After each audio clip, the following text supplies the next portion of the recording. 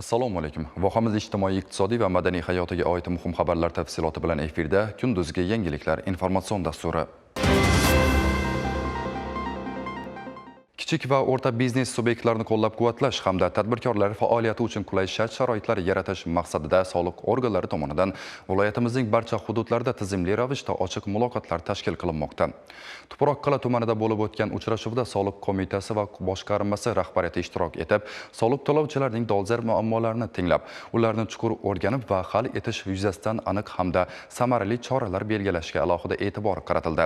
Navbatdagi lavhamiz shu haqda.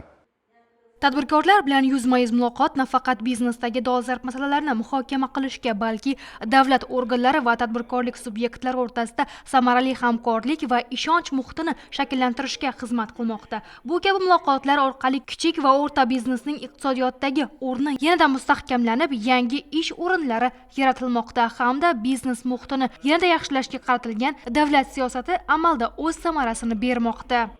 Ushbu uchrashuvda men ham taklifimni bildirib, yaqin ichimliklarni 2D skanerdan o'tkazish biz uchun sovutish ishlarimiz uzoqda bo'lgani uchun bizlarga qiyinchilik tug'dirmoqda. Umumiy ovqatlanish shoxobchalari uchun shuni sal yengillashtirib berishligini so'radim.